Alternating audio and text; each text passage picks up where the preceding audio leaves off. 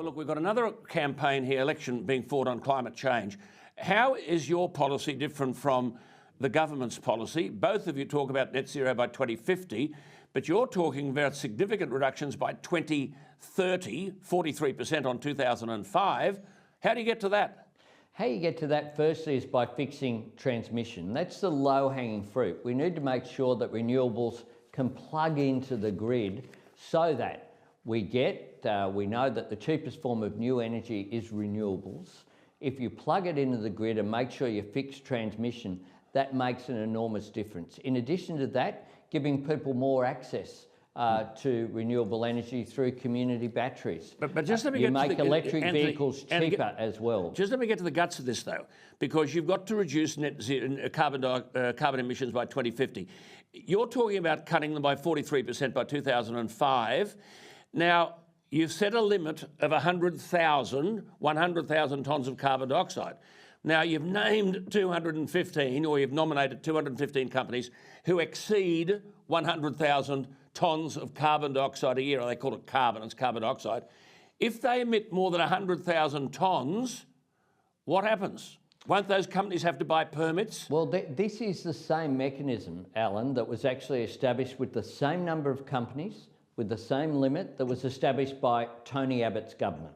Be very clear.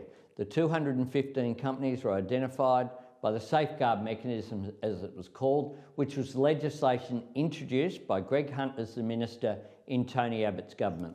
Business are saying they want that certainty.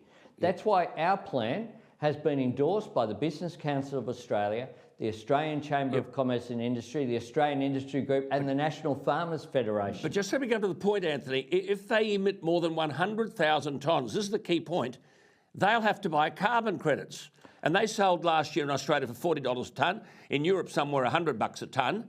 I mean, this is a gift to international banks. They trade in carbon credits and make money from them. So isn't it true that your policy in targeting these companies nationwide that have exceeded 100,000 tonnes of carbon dioxide equivalent will have to buy carbon credits at a very significant aggregate cost?